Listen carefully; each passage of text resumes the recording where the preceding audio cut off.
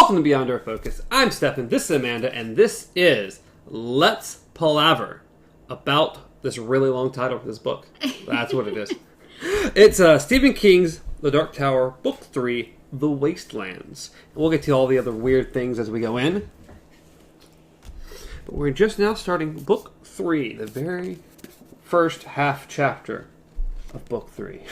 Half chapter. That even doesn't even... Oh, yeah, half chapter, I guess it is. It really is. This only has 6 chapters in it. There are 2 books and 6 chapters. So, they're long, they're much longer, so we're doing about half a chapter a time. So, we'll get to part 2 of chapter 1 next week. Should take us about 6 weeks to get through. There might be some of the wonky stuff, so maybe 7. But somewhere around there, we should be able to get through this.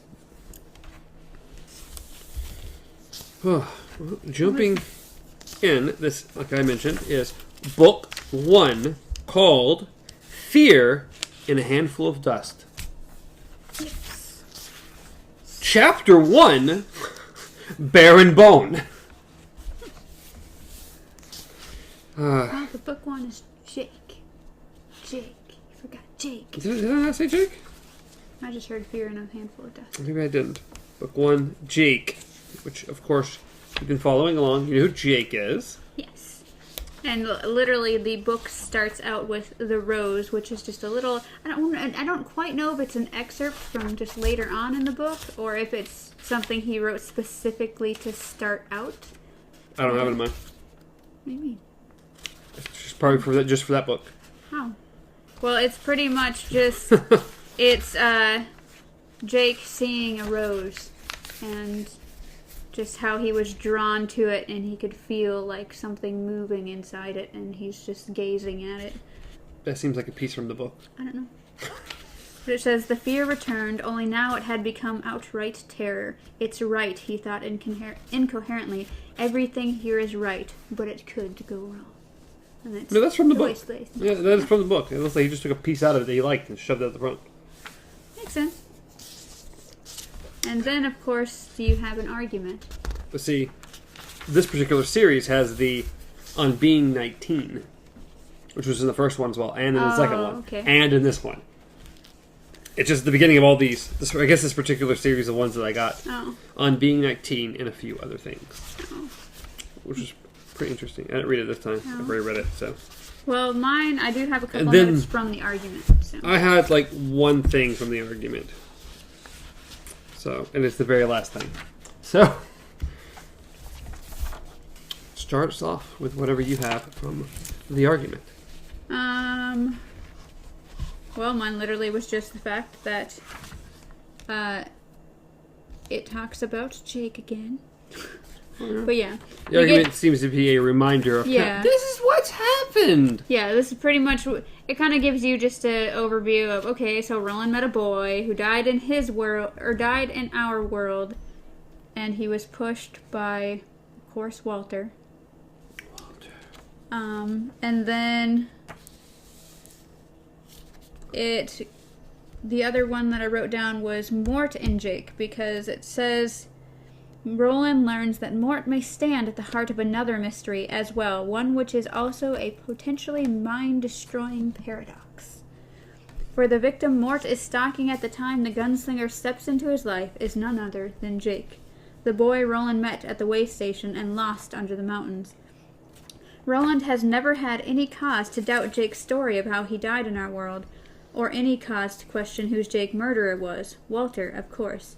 Jake saw him dressed as a priest as the crowd gathered around the spot where he lay dying. Nor does he doubt it now, Walter was there. But suppose it was Jack, not Walter, who pushed Jake. Is such a thing possible? Roland can say not for sure, but if that is the case, where is Jake now?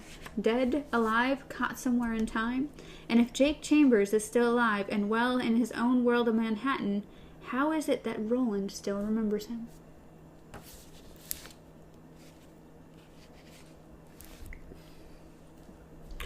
The only thing I had was literally one of the very last lines of this. Yeah, I just wrote last 2 paragraphs, but yeah. Which was pretty interesting in my opinion. I just like how it concluded. concluded. Just Eddie is learning to carve. But yeah, the whole end is nice. Yeah. The wasteland takes up the story of those three pilgrims on the face of Midworld, some months after the confrontation by the final door on the beach. They have moved far away inland, they have moved some fair way inland. The period of rest is ending, and the period of learning has begun. Susanna is learning to shoot, Eddie is learning to carve, and Roland is learning how it feels to lose one's mind one piece at a time. And then, of course, Stephen King is like, my New York readers will know I took some liberties, so just don't hate me for it. But, Roland, you're making worlds here. Come on. But the line right before that starts is actually really cool, too. And it's just that his old friends have been replaced by Eddie and Susanna, but the gunslinger has a way of being bad medicine for his friends. Very bad medicine indeed. Yeah, that he does. That he does. His old friends are dead. Jake is dead. Twice. Twice-ish? Two and almost a half? Well, no, I guess he stopped him the next time. It's all weird. We're playing with time. It's weird. Bear and Bone. Bear and Bone. I just wrote down the opening line. Okay. Yeah. It was her third time with live ammunition and her first time on the draw from the holster Roland had rigged for her. So we now, well, obviously, unless there's another her we don't know about.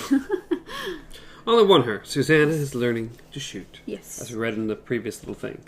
Yay! Roland has taken her out. He's very sure made sure that she has a holster that is properly fitted and made for her as comfortably as humanly possible. Yes. And also that we now know they have more ammunition because Roland brought it back. Yes. But one of the lines that I liked is that, but having ammunition in plenty did not mean it could be wasted. The gods frowned upon wastrels. And it says Roland had been raised first by his father and then by court to believe this, and so he still believed. The gods might not punish at once, but sooner or later the penance would have to be paid, and the longer the wait, the greater the weight. Yeah, so you don't waste. You don't waste anything. Period. Ever. Yay! Sorry, I just... Definitely paper, which they do plenty of. Oh, yeah. Poor Roland, appalled. But yes, of course, her and Eddie are learning fast. Roland knew they were gunslingers. That's right. As he suspected, both were born gunslingers. Oh, my brain died. Oh, that's weird. What? I have this picture here, and you don't. No, mine's later. Mine's... Well, they moved them. They take right so there. many liberties, it's not even funny. Mine's right there. Well, mine's... Honestly, mine is closer to when it happens.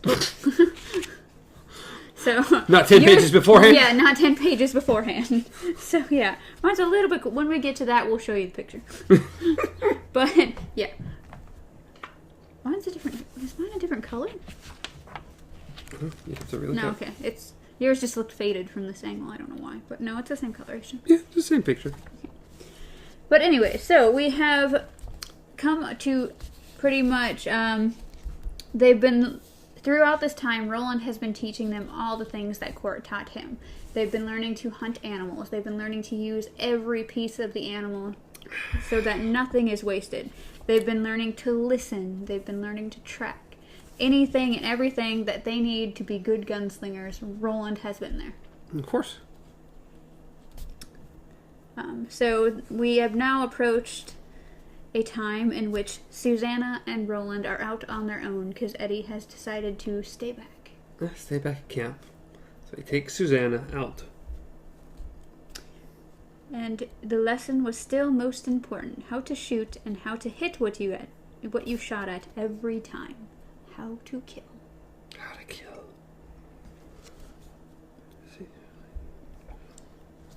Yes, one of my more favorite lines of this particular chapter. It's probably a little after what we just got.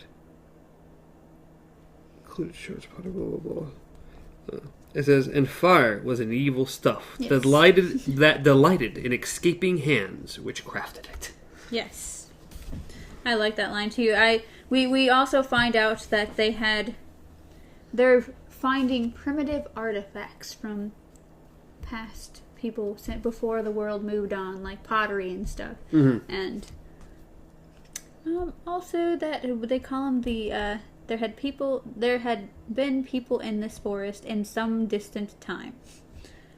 So yeah, obviously no one's wrong. Roland's still bugging Susanna. Yes. Last chance, the gunslinger said. If that holster's uncomfortable, even in the slightest bit, tell me now. We didn't come here to waste ammunition. She cocked a sardonic eye at him, and for a moment he could see Dedo Walker in there. It was like hazy sunlight winking off a bar of steel. What would you do if it was uncomfortable, and I didn't tell you? If I missed all 6 of those itty-bitty things, whop me upside the head like that old teacher of yours used to? Of course not. You can't whack a grown adult upside the head. Which the next line was actually one of my favorites. Is the gunslinger smiled. He had done more smiling the last 5 weeks than he had done in the 5 years which had come before them. And I was like, aww. Well, he's been with good people. He's been with good company. We've been with people that understand a little joy and a little happiness here occasionally. That come from our world and not his dead, horrible, miserable world. But yes. I can't do that to you, and you know it. We were children, for one thing. Children who hadn't been through our rites of manhood yet. You may slap a child to correct him or her, but... And of course, Susanna's like, no, that's frowned upon in our world, too. You can't slap a child. And he's like... It was hard for him to imagine that sort of world. Did not the great book say, spare not the birch, so you spoil not the child? That's great. Well, discipline on the child need to be happening every now and then. Your world has not moved on, he said. Many things are different there. Did I not see that for myself? And then he just pretty much says, in any case, you and Eddie are not children. No, they are not. So what are you going to do if I shoot badly? I'll look at you. I think that's all I need to do. I think that's all I need to do. Just look at you.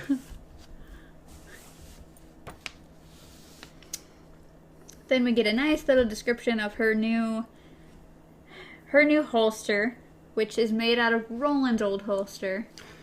Which he's not going to need anymore. Yes. Thanks to the obstrosities, he was strictly a left-handed gun now. He doesn't have an option. I mean, he's missing some very important fingers to make that work. Yeah, just.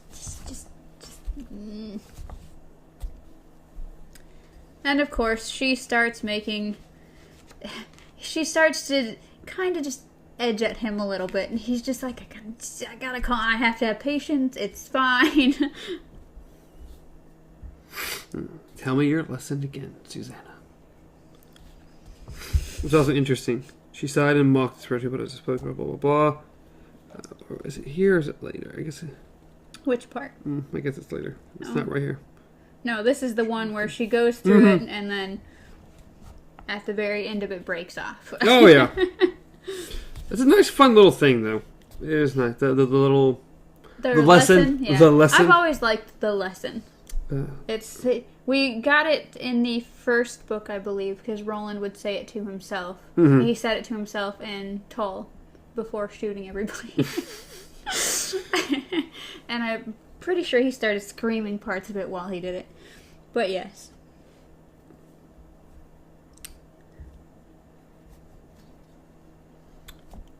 Yes, we got the lesson. I do not aim with my hand. She who aims with her hand has forgotten the face of her father. I aim with my eye. I do not shoot with my hand. She who shoots with her hand has forgotten the face of her father. I shoot with my mind. I do not kill with my gun.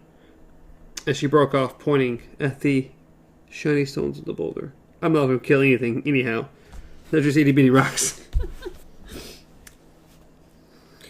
Good old Roland. And then he goes into his little monologue how, he likes teaching. Yeah, he's like, he could teach. More he liked to teach, and found himself wondering from time to time if it had been true of court as well. He guessed that it had been.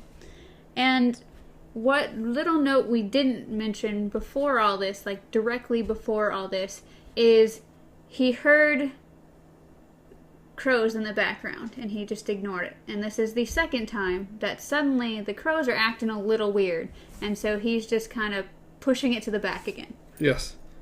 So some part of Roland's mind registered the fact that the new cries were agitated rather than merely quarrelsome. These birds had sounded if they had been scared up and away from whatever they had been feeding on. But he had no time. Got the time for that? Nobody got time for that. But then he realizes that this is always going to happen. They're always going to take little, bites. That as they're being taught, they're always going to test the boundaries and everything, and he needs them to. But he's going to push back. Oh, does he ever? No, he said, they're not rocks. Dun, dun, dun. Yeah, and he really gets under her skin. Mm-hmm. I mean, if there was ever a way to get under someone's skin, he gets under her skin so badly. Oh, yeah. She already started leaning towards that Detta Walker attitude, so he just takes it and runs with it. Oh, does he ever? There's a lot said here. I guess the best way to summarize it is that he brings her back to the time where she's imprisoned and they are spraying her with hoses and just humiliating her. What we learned from Odetta back in the last book is, and so he's telling her that those rocks are those people, and he literally points to every single rock and gives them a title.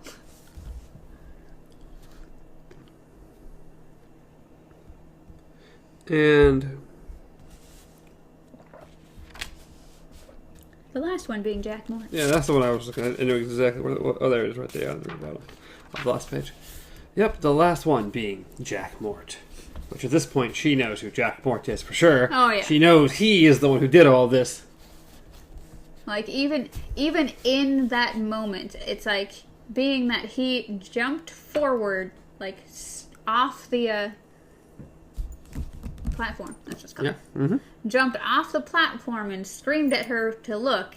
Of course, she saw herself, but she also saw Jack Mort, and it just, one of the things that just snaps. And it's like, oh, yeah. And immediately after that little thing of the Jack Mort, we hear more birds.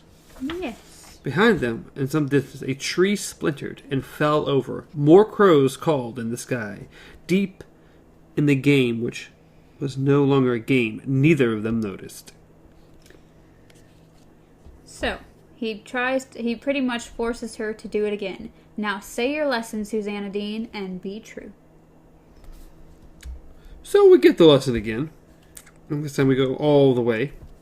I do not kill with my gun. She who kills with her guns has forgotten the face of her father. I kill with my heart.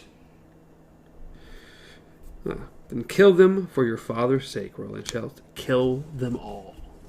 And she just... In the blink of an eye. Her hand was a blur between the arm of the chair and the butt of Roland's 6-gun. It was out in a second, her left hand descending, fanning at the hammer in flutters, almost as swift and delicate as the wing of a hummingbird. 6 flat cracks peeled off across the valley, and 5 of the 6 chips of stone set atop the boulder blinked out of existence. For a moment neither of them spoke, did not even breathe, it seemed. As the echoes rolled back and forth, dimming, even the crows were silent, at least for the time being. Good, but not perfect, she said at last. I missed one. Did you? Well, I walked over the boulder and picked it up. And there was a tiny little bitty chip missing out of it. And Roland takes note is that when he throws it to her, she catches it, but she also has her hand hovering over the gun again. as though it's like, you have something being thrown at you. You be ready. Be ready. And so, which he saw with approval, because Eddie apparently had learned that very quickly, and this was something that she was still coming around to, that you have to be prepared no matter what. Well, as he says here, Eddie had to go through Balazar's nightclub. Yeah. Which was something all to itself. She shot better and more naturally than Eddie, but had not learned his particular lesson as swiftly as Eddie had done. If she had been with them during the shootout at Balazar's club, she might have. But yes, she looked at the stone and saw the notch, barely a 16th of an inch deep, in its upper corner. You only clipped it, Roland said, returning to her, but in a shooting scrape, sometimes that's all you need. If you clip a fellow, throw his aim off. He paused. Why are you looking at me that way? Also, if your ultimate goal was shoot someone in the chest, and you missed your target a little bit, you should be fine. You still shot him in the chest. Yeah. Unless you're hunting werewolves. Hunting what? Creatures. I said, unless you're hunting werewolves and all kinds of creatures. You have to aim for the heart, and if you don't hit the heart, you're screwed. So, you don't know, do you? You really don't. So we have Roland, who just pushed her to her very limits, and he's just calm about everything, giving her some, pointers, going, you clipped it, but you did good. Just like, excuse me?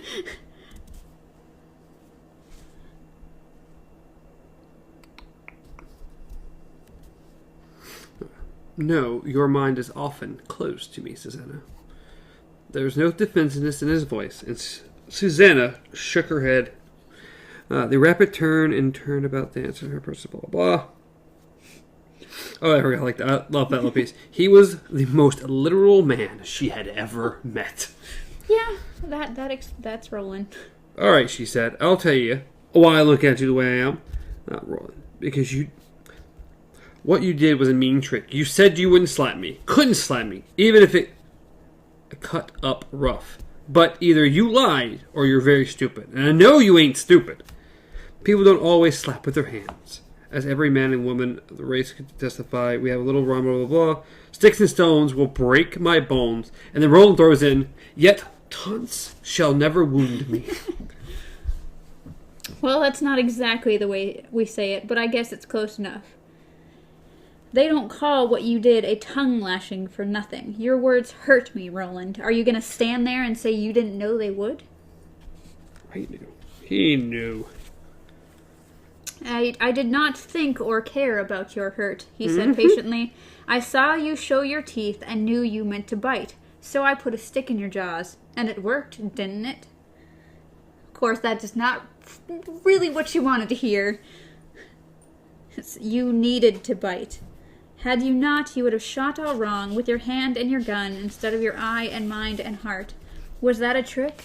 Was it arrogant? I think not. I think, Susanna, that you were the one with arrogance in her heart.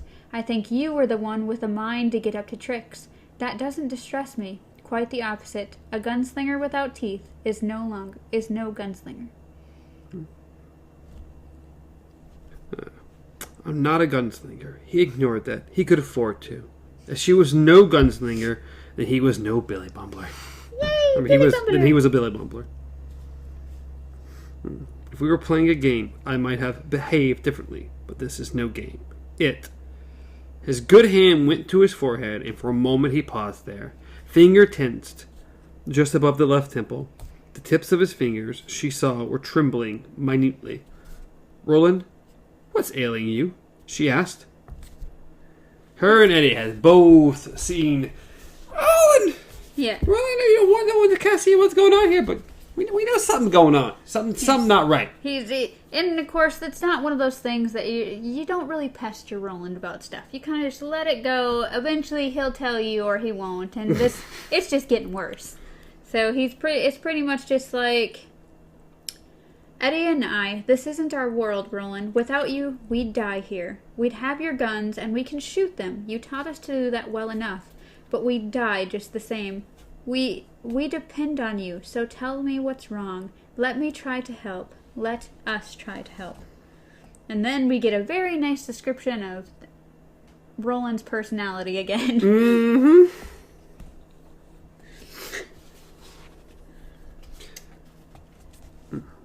He had never been a man who understood himself deeply, or cared to. The concept of self-consciousness, let alone self-analysis, was alien to him. His way was to act, to quickly consult his own interior, utterly mysterious workings, and then act. Of them all, he had been the most perfectly made, a man whose deeply romantic core was encased in a brutally simple box, which consisted of instincts and pragmatism. Pragmatism? Yeah. He took one of those quick looks inside now and decided to tell her everything. There was something wrong with him. Oh, yes. Yes, indeed. Something wrong with his mind. Something as simple as his nature and as strange as the weird, wandering life into which the nature had implied him. He opened his mouth to say, I'll tell you what's wrong, Susanna. I'll do it in 3 words. I'm going insane. But before he could begin, another tree fell in the forest.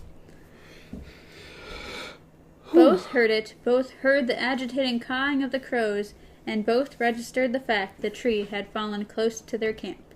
To which Susanna is like Eddie. Good old Eddie, who's still back at the camp. Yes. So, of course, she's like, her hands flew to the wheels of her chair, and Roland's like, nope, no time, and just picks her up and bolts. Yeah, just on the shoulders and runs. There's no way she's that light. Just right on up there. Let's go. Roland. It says, but she was still amazed by his uncanny, ruthless speed. At 1 minute, she was in her wheelchair, and at the next, she was balanced precariously on Roland's shoulders like a cheerleader. It says, "Oh, Dada," he cried, reverting in this moment of stress to the name by which he had first known her. "Don't lose the gun, for your father's sake." Don't you dare lose my gun. That is important. Don't you dare lose that. A mile, she thought. How long to run a mile? How long with him going flat out like this? Not long if he can keep his feet on these slippery needles, but maybe too long. Let him be all right, Lord. Let my Eddie be all right. As if in answer, she heard the unseen beast loose its cry again. That vast voice was like thunder, like doom. And then we get a perspective that is new.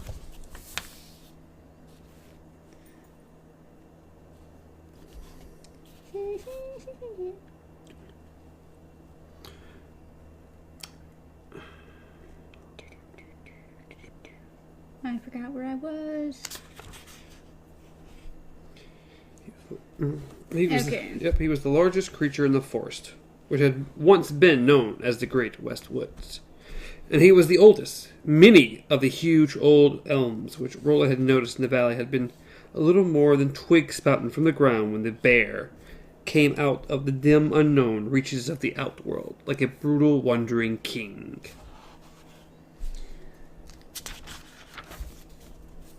And once the old people had lived in the West Woods, and pretty much they left. They left in fear of the colossal undying bear. Undying bear. They had tried to kill him when they first discovered they were not alone in the new territory. But all their arrows enraged them. They did no serious damage, and he was not confused about the source of his torment.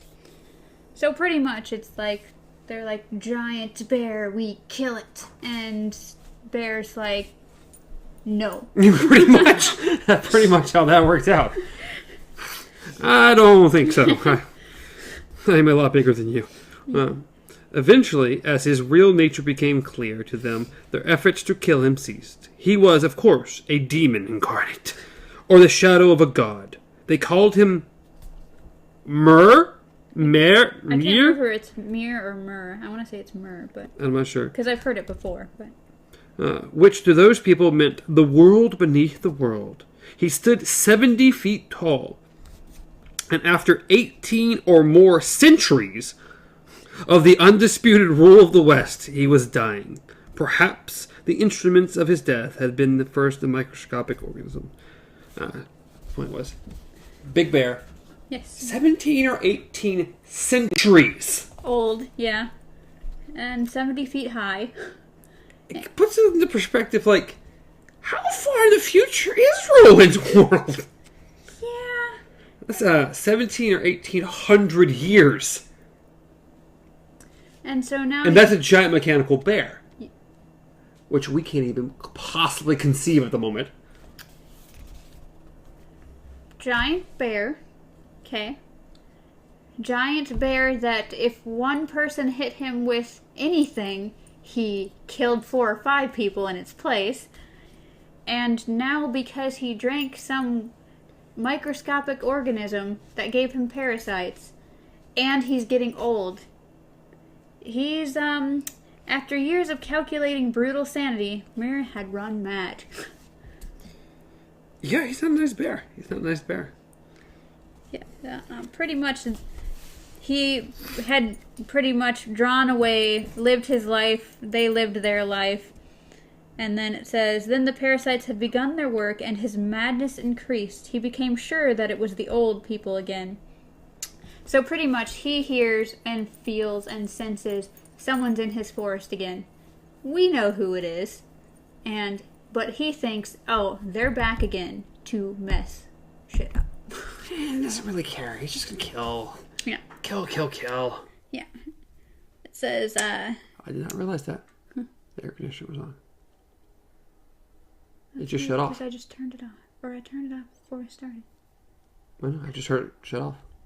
Yay! Hopefully that wasn't too big of a noise. But pretty much, he also feels like the old people have poisoned him.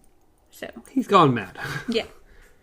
What was left was red rage, the rusty buzz of the thing on top of his head, the turning thing between his ears which had once done its work in smooth silence, and an eerily enhanced sense of smell which led him unerringly toward the camp of the 3 pilgrims.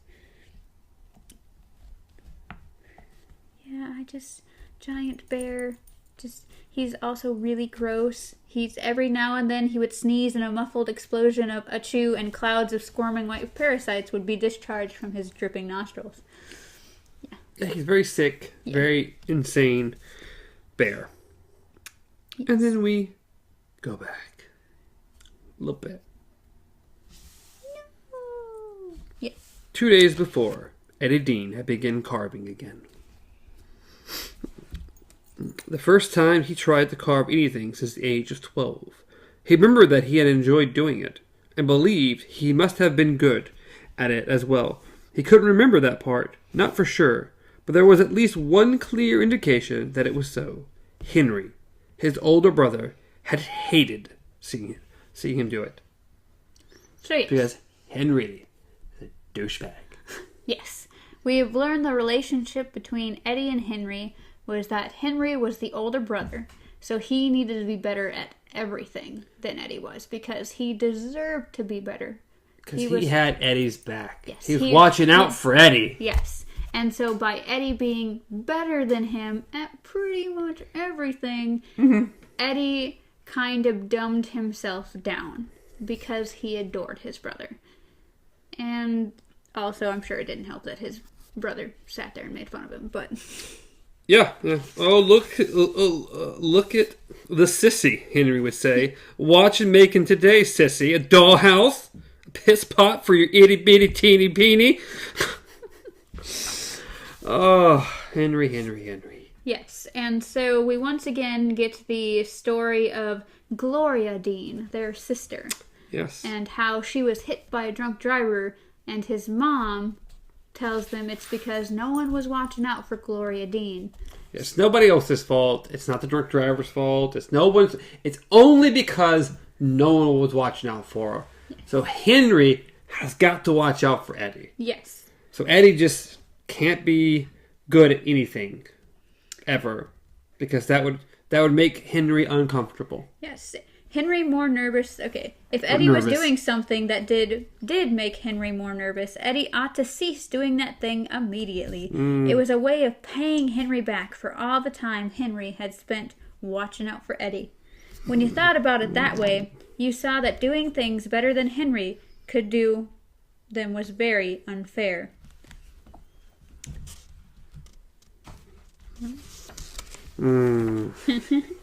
But yes, so we find out that Henry had taught Eddie how to do all these things, but Eddie pretty much became better at everything he did. Eddie was naturally talented, and Henry wasn't at anything. Yeah, it says that he was better at all these things, or could be better, was a secret that had to be kept at all costs, because Eddie was the younger brother. Because Henry was watching out for him. But the most important part of the underneath reason was also the simplest. These things had to be kept secret because Henry was Eddie's big brother, and Eddie adored him. And Henry, the douchebag. Yes. Plain and simple. Yes. So now we jump back to... We're just still, I think, 2 days ago. 2 days ago. Susanna was skinning a rabbit. Yep. And this is when Eddie found his fancy, what do they call it? A spur? Yes. A wood spur? Funny spur of wood jutting out of a fresh stump. And he got deja vu. Yeah.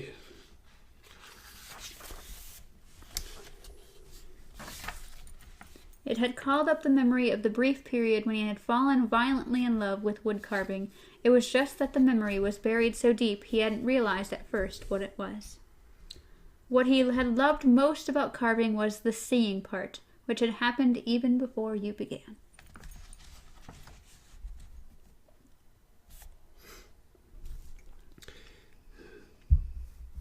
Yeah, there's another little piece here. It's a whole paragraph, but just Eddie feeling relief. Yes, I did write that down too. And joy. He was free. Yes. Free of Henry.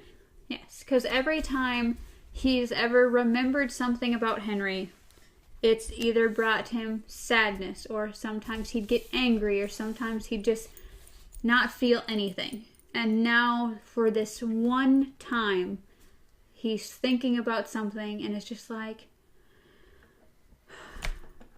I can actually breathe.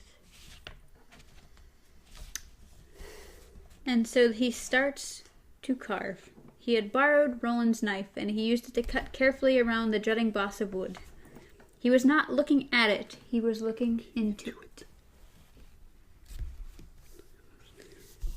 Which I did like, because of course Susanna comes to see what he's doing, and he kind of has the urge to kind of like hide it behind his back, like you do when you're a kid, like, oh, nothing, I'm not doing nothing. And says, I thought I might, carve something. He paused at it. I'm not very good, He sounded as if he might be trying to reassure her of this fact. She had looked at him puzzled. For a moment she seemed on the verge of saying something, then simply shrugged and left him alone. She had no idea why Eddie seemed ashamed to be passing a little time in the whittling. Her father had done it all the time. But if it was something that needed to be talked about, she supposed Eddie would get into it in his own time. All due to Henry.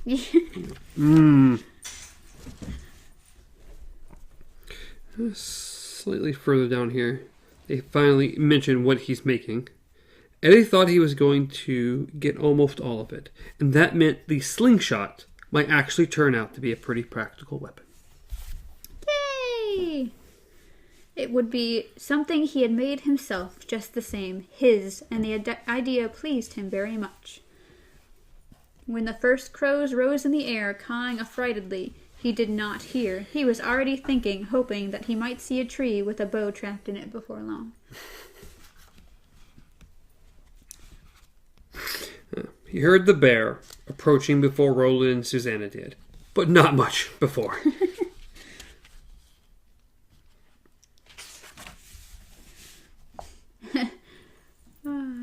And then he's like,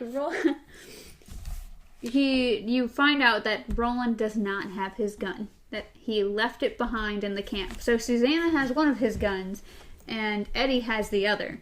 And that just, Eddie, it blows his mind. He's like, Roland, hey, he doesn't know how long it's been since Roland had gone anywhere with at least one of them.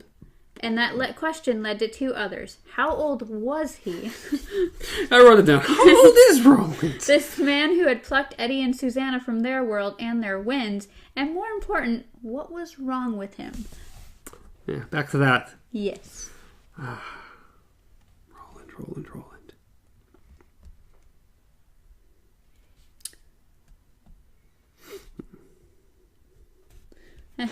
Yeah, and then of course we get back to Henry because Eddie kind of curses himself for not noticing something was coming this soon.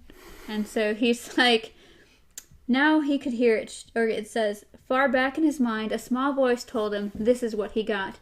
This was what he got for doing something better than Henry, for making Henry nervous. Okay. Oh! Yep, the King Kong-sized bear is upon him. Upon Eddie there. I love how he just throws the knife. He just chucks the knife into a tree and just right into a tree. Yep, decides to stand or run. Well, it wasn't... Not much of a decision. The bear's right too close. We can't run. But there might be a third option. Yes. I don't know if climbing a tree would have been the option I would have gone with. I don't know. Well, the thing... You already know this bear is knocking trees down like it's nobody's business. But we get a little later on... A little later on. Maybe a couple paragraphs later on. That this tree is different than the ones he's knocking down. Because even Roland earlier, when he's hearing the crashes, is like... how they sounded, he's like, dry trees, dead trees. So, still, yes, it's a 60-foot, 70-foot bear. 70-foot bear, which means I have to probably climb higher than 70 foot. The bear is knocking down trees, and my goal is to climb a tree. I don't know if that would have been my choice. I'm just saying. Maybe I'm dead, but I don't know if that would have been my choice. Well, what would have been your choice, though? Because it's like you either run and it's knocking down trees, so either you're going to get killed by a tree. But the trees could slow it down. Maybe I could get away. Or climbing the tree and hoping I can climb the tree faster than he can get to the tree to get to me. Like I said, it just wasn't been my personal choice. It was easily the tallest tree in this part of the woods. But yeah, so the bear would have had him just the same, would have left Eddie Dean's guts hanging in gaudy strings from the lowest branches of the pine if another of those sneezing fits had not come at that moment. And Eddie took that time. He's like, you go ahead and sneeze, I'm out. It's like, Henry wasn't, it says, he was in terror, already half convinced that he was going to die.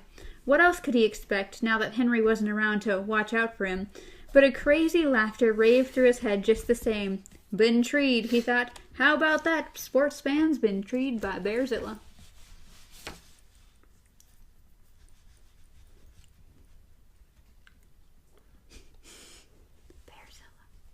I like the Bearzilla. So it's a King Kong-sized bear named Bearzilla. Why not? Godzilla and King Kong have been massively different sizes in almost everything they've appeared in. So. Dun, dun, dun, dun, dun, dun, dun. And hopefully here next couple months we'll have Godzilla to watch. Yeah. And they're already working on Godzilla versus King Kong. So. Oh, interesting. Yes. But whose side are you on? Godzilla's. King Kong can die. We don't care about King Kong. I know, but they've both been portrayed as goodish guys. So yeah, why would... But King Kong is better.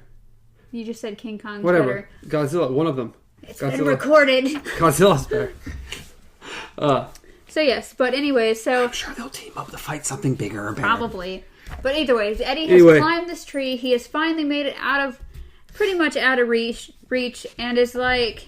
Well, I think at one point he loses a shoe. Yep. It swipes, takes the branches, and takes a shoe. Yes, and it just flings it across the forest.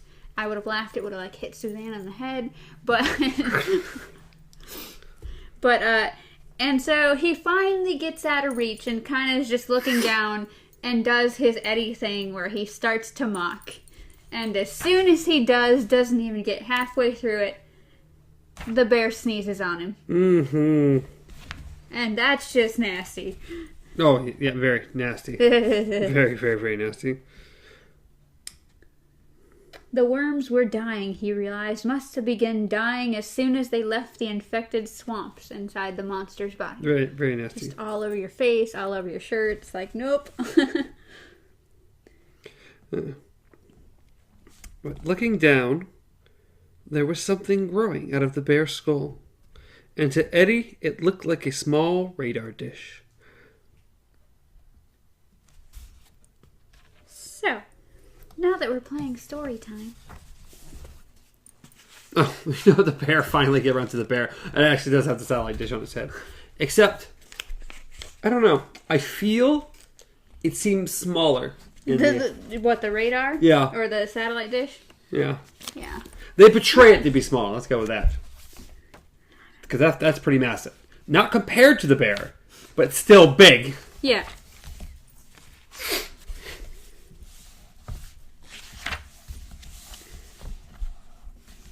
So pretty much Eddie's just kind of like trying to hang on for dear life. The creature pretty much has decided that it can't break the thing down. It can't climb up himself, so he's gonna bear hug the tree, pun intended, and shake it. Shake it. Shake it like a shell. Shake it. Eddie grabbed the trunk and held on for dear life, squeezed his eyes into grim slits as the pine began to sway back and forth like a pendulum.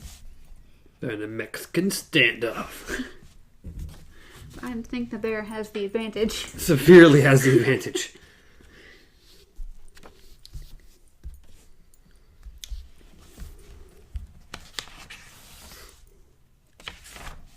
Okay, I thought I missed something, but I guess I didn't.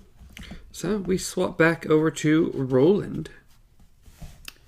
Halted at the edge of the clearing. Susanna perched on his shoulders, stared unbelievably across the open space. The creature stood at the base of the tree where Eddie had been when the two of them had left 45 minutes ago. Yes, so, oh my God, she murmured. Yes, because all they did is they approach the clearing, they see what's going on, and all they see is an empty gun belt next to the tree, and this bear just attacking a tree. And then she finally looks up and actually sees. Eddie. Eddie. What do we do? It's gonna shake him loose. What do we do?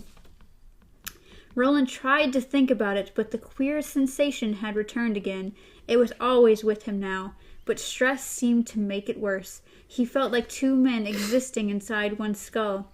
Each man had its own set of memories, and when they began to argue, each insisting that his memories were the true ones, the gunslinger felt as if he were being ripped in two.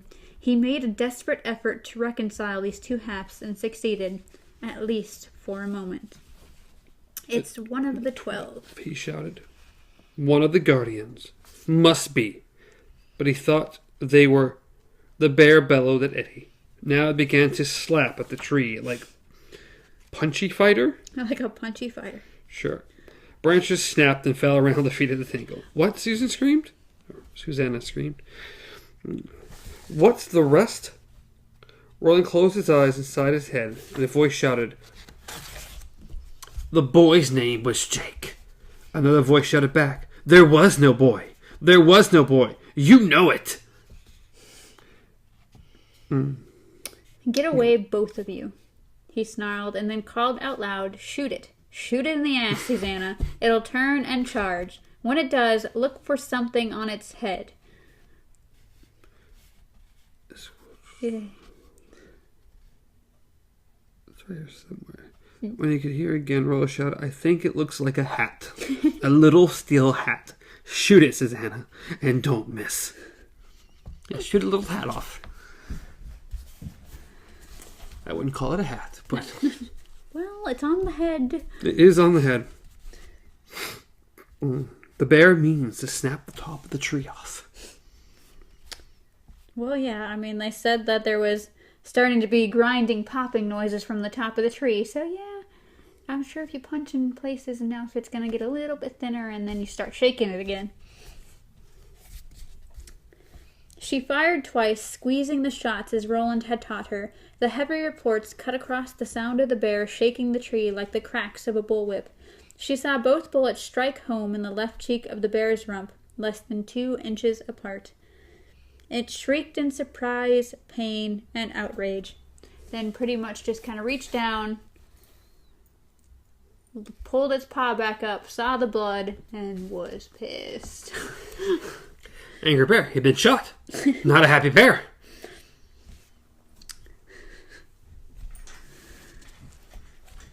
With a shattering roar, the bear charged. And we're back to say your lesson. Yes, say your lesson, Susanna Dean, and be true. And this time, I think she more or less says it in her head instead of out loud. Very possible. I don't know. It looks like a hat. A little steel hat. She saw it. But it didn't look like a hat to her. It looked like a radar dish. Not a hat at all. Not a hat. But pretty much, she goes over the lesson in her head. She has to have done this in her head because her own thoughts keep interjecting. Like, she starts saying the lesson, but then she goes, I can't do it. And it says it again, and she's like, I'm going to miss. And then... Shoot it, Roland roared. Susanna, shoot it. With the trigger as yet unpulled, she saw the bullet go home, guided from muzzle to target by nothing more or less than her heart's fierce desire that it should fly true. All fear fell away. What was left was a feeling of deep coldness, and she had time to think, this is what he feels? My God, how does he stand it? And then she's like, I kill with my heart, she said, and the gunslinger's revolver roared in her hand. And good old Mur, whatever his name is on that. Meemoop. Or his false name is. Not feeling so well anymore. Just hits the radar dish, snaps off at the pole, and it's just this warbling sound, and he's going crazy now. He's walking in circles. He doesn't know what's going on. Go home, bear. You're drunk. It turned in a wide, staggering circle and began to flap its arms as if it had decided to fly away. Should I shoot it again? It's like, no need. He's done with. You don't have to worry about. Yeah. Meanwhile, Eddie's crawling backwards down the tree. Well, you get out of the tree. Let's see.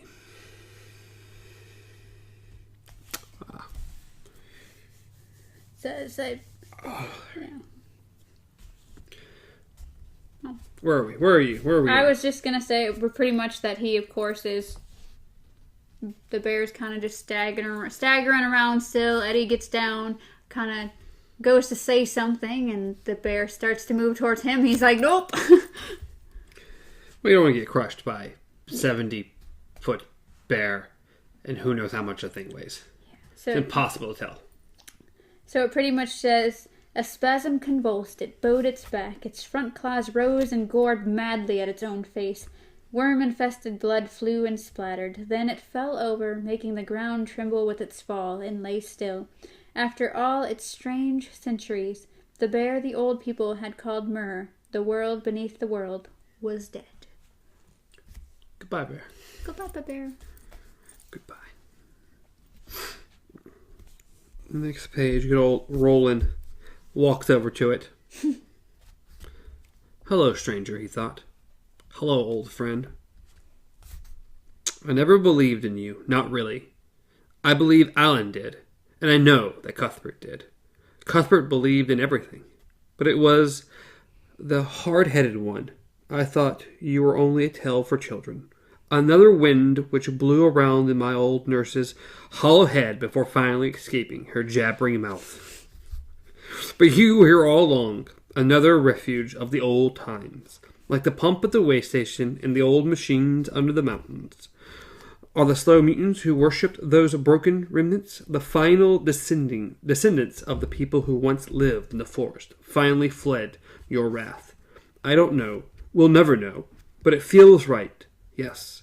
And then I came with my friends, my deadly new friends, who are becoming so much like my deadly old friends. We came, weaving our magic circle around us and around everything we touch. Strand by poisonous strand, and now here you lie, at our feet. The world has moved on again. And this time, old friend, it's you who have moved. It's you who have been left behind. I was just sitting here. Sweet baby Jesus stuff. I was sitting here reading it going, this is so touching. And then it was just like, screw up the last line so horribly. It's like, idiot. Yes, and this time, old friend, it's you who have been left behind. Aww. Goodbye, bear. Goodbye. The world had moved on once again. It's like, and of course he's like, he called it a guardian. It's like, I thought they were all gone, must all be gone, if they ever existed outside of the old wives' tale in the first place. Whatever it was crazy, Eddie said. Roland smiled a little. If you lived 2,000 or 3,000 years, you'd be crazy too. See, first we got 17th, 18th centuries. Now we got 2,000 to 3,000 years. 2 to 3 millennium. It's a bit insane. So that's when we come across the first metal panel. And we will see these throughout the book. We saw one of these before, didn't we?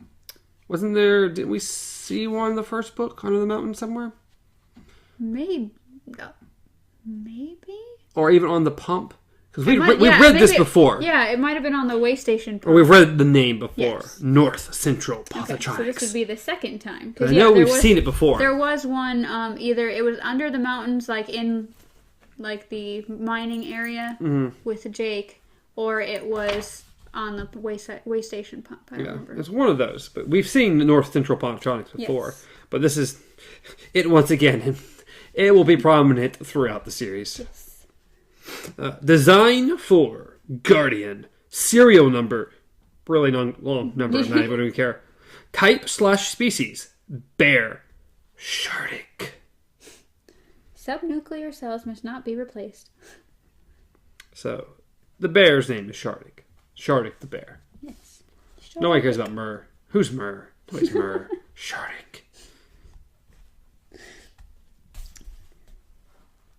says, it's a robot. It can't be. When I shot it, it bled. Maybe so, but your ordinary garden variety bear doesn't have a radar dish growing out of its head. And so far as I know, your ordinary garden variety bear doesn't live to be 2 or 3... He broke off suddenly, looking at Roland. When he spoke again, his voice was revolted. Roland, what are you doing? God, Roland. Yes, Roland. What are you doing?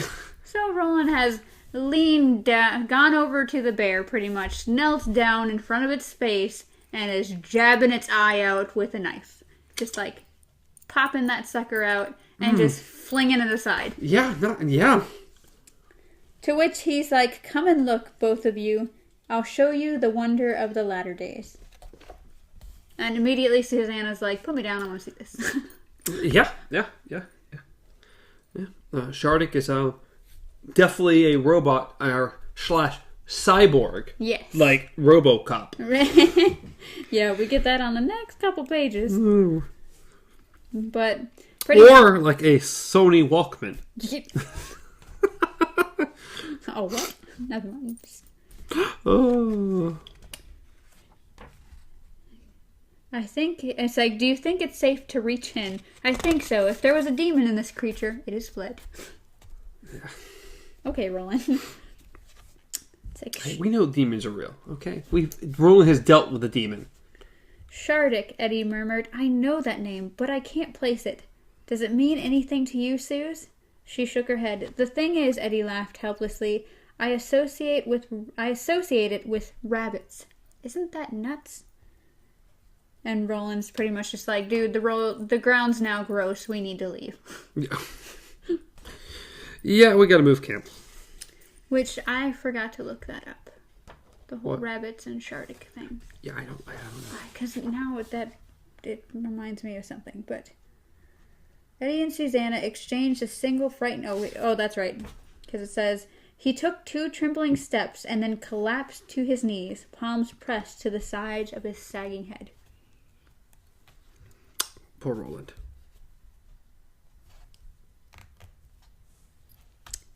There was a boy, the gunslinger said in a distant, muttering voice, and then, in the very next breath, there wasn't a boy.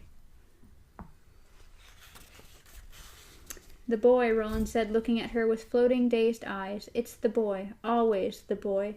What boy? Eddie yelled frantically. What boy?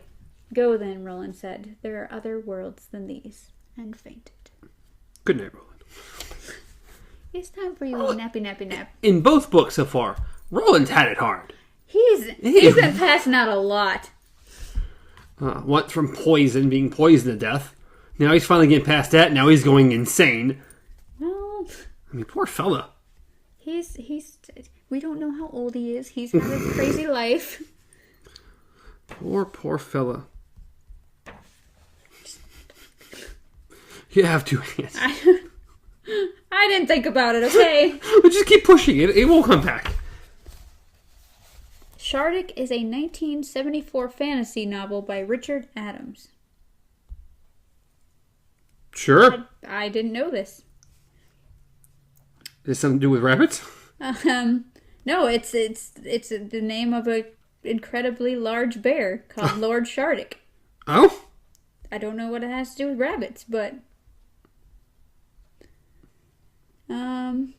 Very interesting. I don't know. Someone said Watership Down, but I don't remember what that has to do with Shardik, but anyways, the night the 3 of them sat around a huge bonfire Eddie and Susanna had built in the clearing, the shooting gallery. I do like that part, though, how Eddie, pretty much in this part, Eddie, or the gunslinger, has told them, not in this part, but I guess previously, has told them the story of creation, and the sun and the moon, and their version of it, pretty much, and I thought that was actually really interesting. Yes, with Old Mother and Old Star and Old Mother. Yes. A very interesting story. Pretty much, Old Mother had caught Old Star talking to Cassiopeia and was like, no. And in the anger created the earth and the moon and the sun. And yeah, pretty much she had started throwing dishes and stuff, and that little pieces breaking off became all the planets and everything like that. Really interesting theory on that. And then it says, in the end, the gods had stepped in so Apon and Lydia might not, in their anger, destroy the universe before it was fairly begun. Cassiopeia, the saucy jade who had caused the trouble in the first place, yeah, right, it's always the woman, Susanna said, had been banished to a rocking chair made of stars forever and ever. Yet not even this had solved the problem. Lydia had been willing to try again, but Apon was stiff-necked and full of pride. Yeah, always blame it on the man, Eddie said. Or Eddie grunted at this point. So they had parted, and now they look at each other in mingled hatred and longing from across the star-strewn wreckage of their divorce.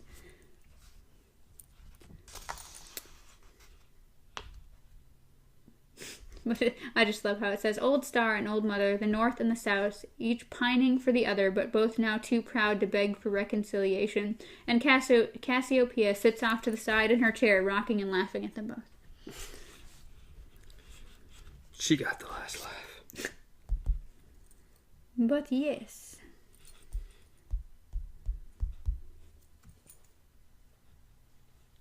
Where are you at? Yes, but now we get the story. Time for Roland to explain who the Guardians are, what's going on, to the best of his knowledge anyway. Yes.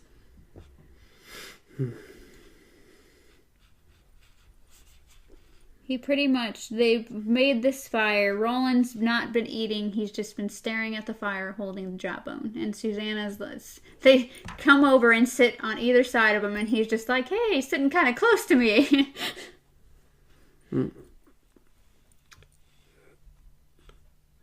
Susanna leaned forward and touched the jawbone. Roland held it in his hands. It frightened her, but she touched it anyway. And finish with this. Yes, Roland lifted the jawbone to his eye level and looked at it for a moment before dropping it back into his lap. We'll have to speak of this, won't we? It's the center of this thing. But the bear came first. The bear. Yeah, go ahead. Oh, I was going to say. No. Oh, Roland said, when everything was new, the great old ones, they weren't gods, but people who had almost the knowledge of gods, created 12 guardians to stand watch at the 12 portals, which lead in and out of this world. Sometimes. So we get the portals, and then we get Hax told him.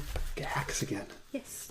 It's amazing how important Hax was to him. Well, I mean, that's why it killed him when he found out, or that's why it angered him so much when he found out that Hax was betraying all of them.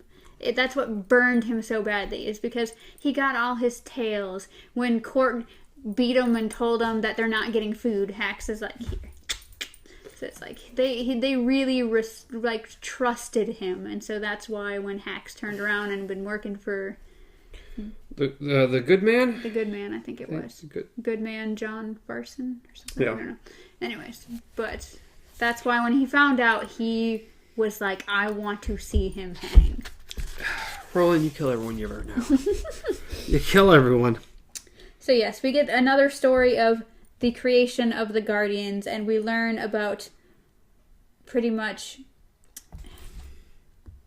Eddie wants to know if the portals are like the doors, and Roland explains that the portals are actually outside of that. And Eddie's like, they're outside Ka? I love those little things. Roland doesn't know, and Eddie's over here. Well, make a guess, Eddie exclaimed. They knew, blah, blah, blah. His forces are going to get, returning to his own world. And Susanna, even now, not entirely. Leave him be, Eddie, Susanna said. The man don't guess. Not true. Sometimes the man does, Roland said, surprising them both. When there's no other option, the man does guess. It says, I think the doors on the beach, the ones that led into the world you both came from, were like the pivot at the center of a child's teeter board. Do you know what that is? A seesaw? Susan asked and tipped her hand back and forth to demonstrate. Yes, Roland agreed, looking pleased. Just so, one end of this seesaw, Eddie said. Yes, one end, my Ka, on the other that of the man in black. The doors were the center, creations of the tension between the two opposing destinies. The other portals are things far greater than Walter or me. Are you saying that the portals where these guardians stand were outside Ka? I'm saying that I believe so. That I guess so. Are they beyond Ka? Beyond our focus? Get out. I see the word beyond! I'm throwing it out there. I'm just throwing it out there. So we get a nice little circular description. See, I'd be curious how that works necessarily when you apply that to the Earth necessarily. Why? Is that like on the edges Oh, that the I beams don't know. go both ways? Flat Earth. That's what it looks like. That's what it looks like. And if that is the tower, if the beams go the other way as well, what's on the other side? I don't know. But if they don't, then what's on the other side of the Earth, and why are these beams only here? I mean, I don't understand. I don't know either, okay? This plane of existence does not make sense to me. But he marks out the 12 guardians, or the 12 portals, and then, 12 guardians and 12 portals. Yes. And then how all of them connect to one thing. Yes. The tower. The tower. The dark All tower. beams lead to the tower. Mm-hmm. The 13th gate. Yes. Which rules not just this world, but all worlds. He tapped the center of the circle. Here is the dark tower for which I've searched my whole life. Dun dun dun. So we find out the animals. The bear, the fish, the lion, the bat, and the turtle. We find out some of the animals. Yeah. Because he doesn't remember all of them. Yeah. I love the little poem, though. I love the little poem Yes. on the next page. See the turtle of enormous girth. On his shell he holds the earth. His thought is slow, but always kind. He holds us all within his mind. On his back he vows, all vows are made. He sees the truth, but mayn't aid. He loves the land and loves the sea, and even loves a child like me. It's so cute. And the thing is right before it says, the gunslinger looked up into the starry sky, his brow creased in deep thought.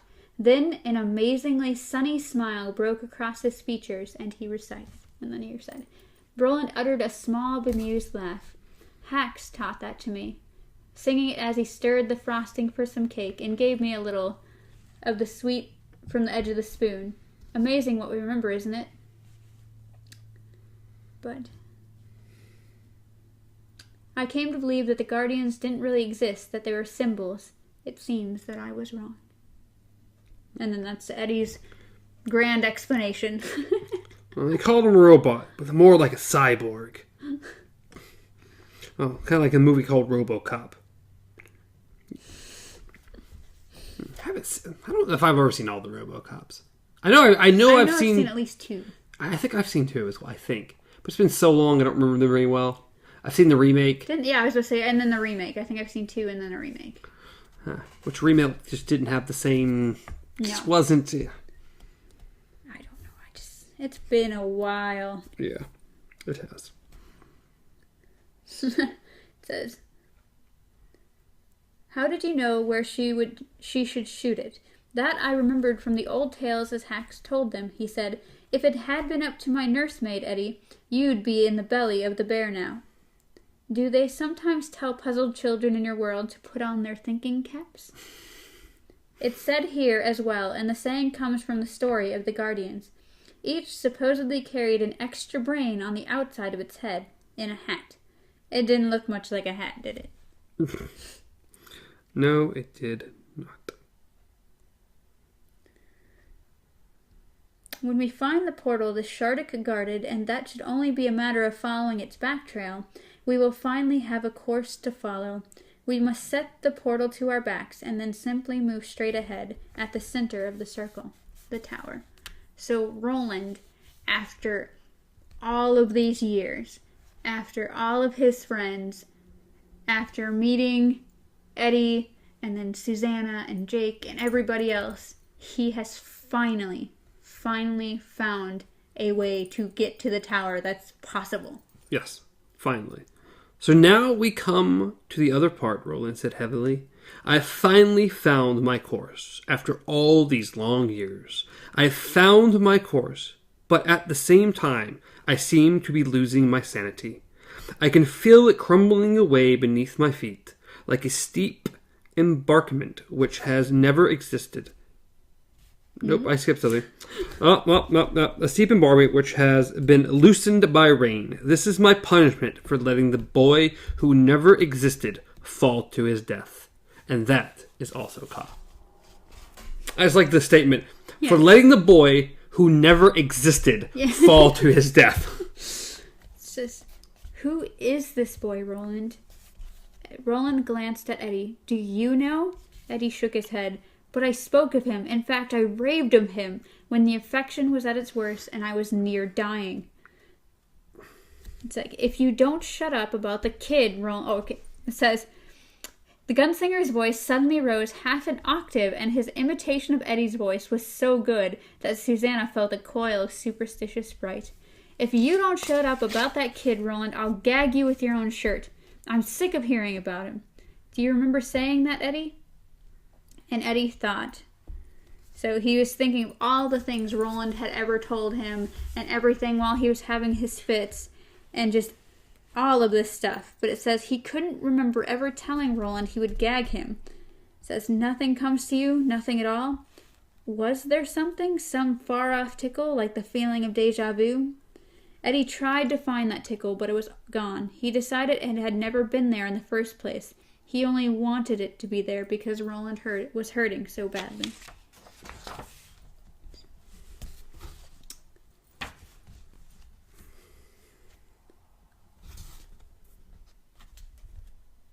What's up? Hey. Ugh. So yes, he pretty much is trying to convince them and says, "But I did tell you," Roland's tone was calm, "the boy's name was Jake. I sacrificed him, killed him in order that I might finally catch up with Walter and make him talk. I killed him under the mountains." Says, "Well, maybe that happened, but it's not what you said happened. You said you went under the mountains alone. You talked about that a lot. I remember, but I also remember telling you about the boy, how he fell from the trestle into the chasm." And Susanna's like, "I don't understand any of this." Well, she didn't get any of this. But Eddie did, and things have changed. Yes. Because even when we were reading, we know that Roland was talking about Jake.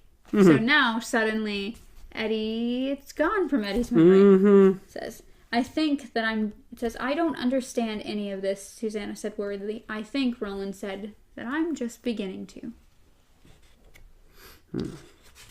And we start getting the story of what he did and how he did it, and getting the story and getting Jake underneath or how he met Jake and how he didn't meet Jake, how he got to the way station and, just stayed a night or two, get water all by himself and left.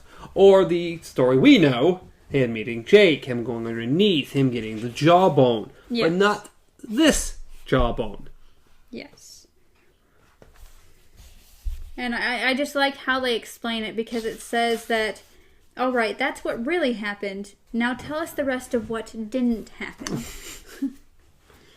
Gotta find some way to separate him. So he, of course, goes into the description of meeting Jake actually in the way station, and how he heard some strange noises or strange voices. Mine's like not until later. And these are completely not in the right spot. No. Mine's not. Yours is even further wrong. Yeah. So my bear was closer, but this one's way. This happened so far back. I don't know. It should have been reversed. Well, no, it should have been a little bit closer. Yeah, never mind. It shouldn't have been reversed. But we go, and it just says that he went down into the cellar and told the demon to speak. And the demon said, "Go slow past the drawers, gunslinger. While you travel with the boy, the man in black travels with your soul in his pocket." And of course, we all remember that. And so then Susanna's like, "The drawers?" So that brings something to mind for her. It's a very interesting description thing we have here. I was very not interested in it at all. No. And the interpretation they went to connect, and it's like, this is weird. What do you mean? Oh, about from Susanna's view on what the drawers were? To that, to Roland, to eventually the drawers. They have another name. The Waste Lands. I'm like, do we really need to... Just a little much. Just a little much. Pretty much, the summary of it is that the drawers in Susanna's world was from Detta, because she used to go to the drawers, which is the shady area, the shady place that didn't feel quite right, but it felt powerful kind of thing. And Roland said, "We had a drawers as well, as you see in my world. It was slang for us too, and the meanings were similar." He says it varied from place to place, but most common meaning that I know is also the simplest. He looked at them both. "The drawers are a place of desolation," he said. "The drawers are the wastelands." And thus we have the first mention of the title of the book. It's like in movies when you finally get the name of the movie in the movie. Yes, so. It always happens. You have to say it. Yes. Oh yeah, we're pretty much done. We have just one more little piece. Yep, the 15. That is it. We are good. So then that is the part where pretty much Roland is now on to the point of the jawbone.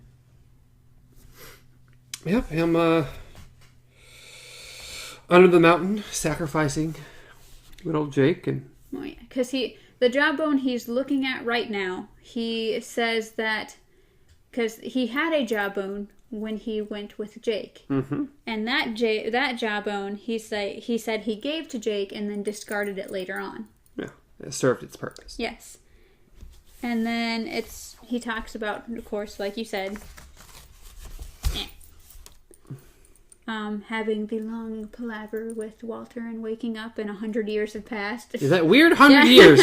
100 years dead at least, and probably more. There was nothing left of him but bones, which was fitting enough, since we were in a place of bones. How old are you, Roland? It says,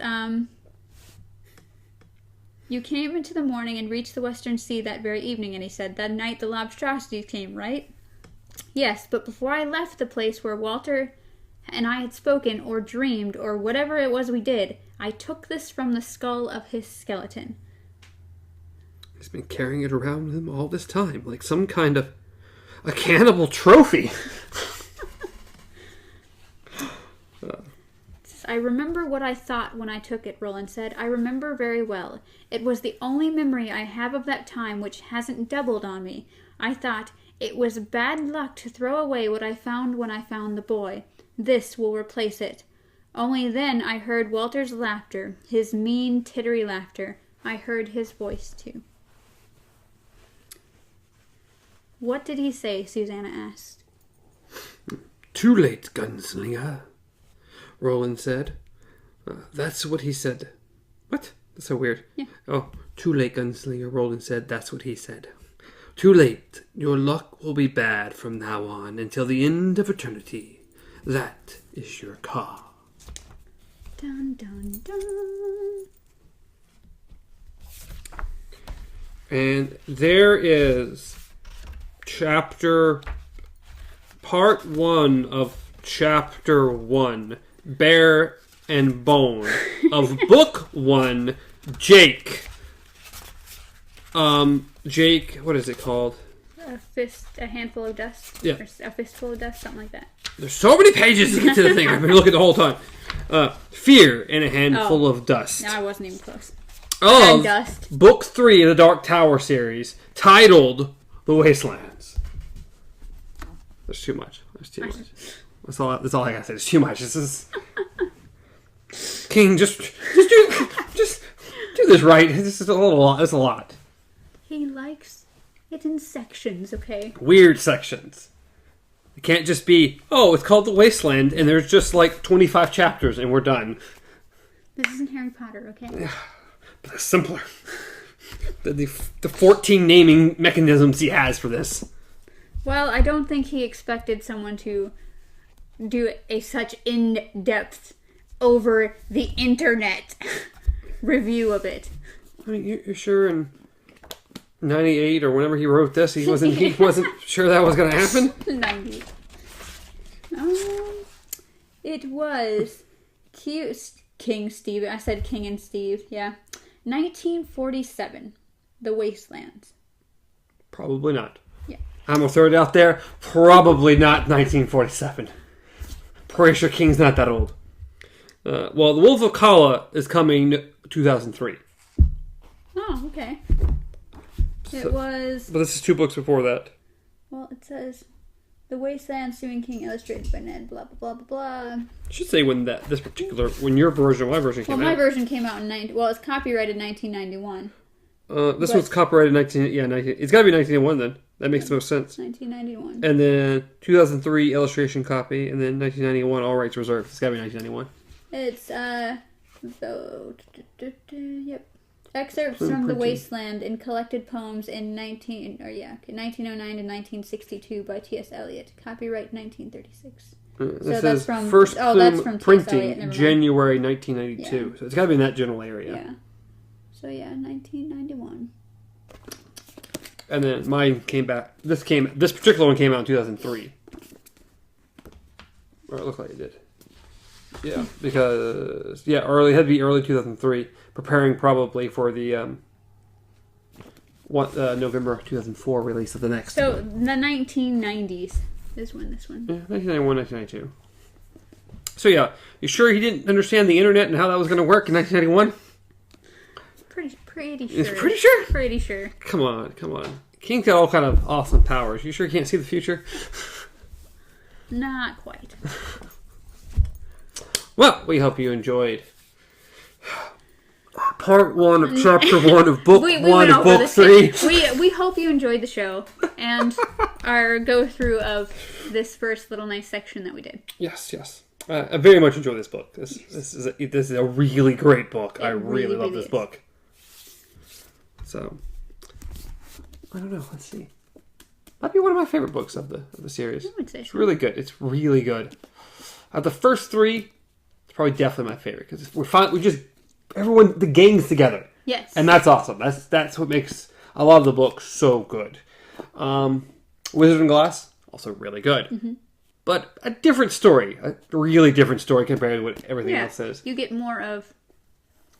Wolf of Call? Past. Yeah. No, we'll get through it. Songs of Susanna, good. And then the last book is really, really good. So. Yes. We'll just go with yes. Anyway. Goodbye, Leaf. As always, you can reach me at Stars Untraveled. I can say my name right this time.